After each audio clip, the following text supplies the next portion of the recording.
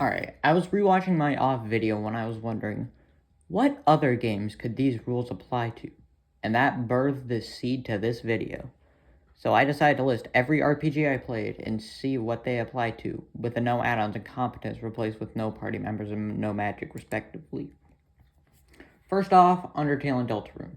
The only fighting rule means we have to do genocide for Undertale, and the final boss of that path deals only 1 damage per hit, regardless of armor.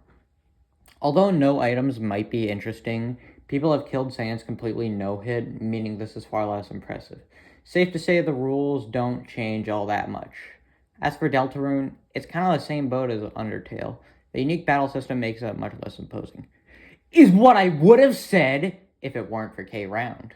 He requires using Act as he can heal infinitely. A Chris-only run might be interesting, but for these rules, it's a no-go. Grimm's Hollow. The game is based around a skill tree, meaning it's probably going to be very easy. We can make a rule where we can't use the skill tree, but that wasn't in the U.O.C rules, so that doesn't count. Hylix.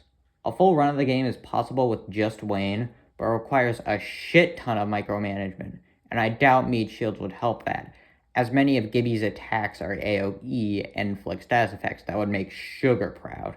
I think it's safe to say that's a no. Hylix 2. Very plausible, but the finite enemies are somewhat troublesome. But even then, it kind of makes it more interesting, as it's not entirely certain whether or not it's possible. Very interesting run, and I would recommend if you have free time. Omori. Alright, let me set perspective. The U.O.C took me a bit over a month to complete, starting in mid-October and ending in late November. A casual run of off with no rules takes me about 2 to 2.5 hours. An average run of Omori takes me around 8 hours.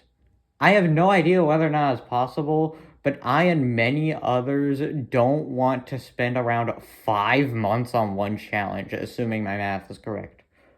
One shot. The game doesn't even have combat. Space Funeral. It's probably possible, but Space Funeral is so easy that I honestly think this run wouldn't make it very hard. It's so irredeemably easy. Space Funeral 3. I'm skipping Space Funeral 2 because it's 5 minutes long, and I think SF3 may be possible, but my copy is missing certain files, meaning I can't even finish it, so I have no idea. Yume and Ikki. Did it with one shot. A bit shorter of a list than I expected, but that's only the ones I've played. Earthbound and I guess Y2K if you're a sadist are still on the table. Here's a spectrum of the games ranked easy to hard under these rules. The ones implausible are most interesting, namely Omori and Hylix 2. Maybe SF3, but I can't complete it, so I have no clue. That's about all there is to talk about. If you want to try these, go ahead. And that's every RPG Maker game I've played with absolutely 0 exceptions I deliberately left out because I didn't want people to know I played it. Yep, absolutely none. And the video already.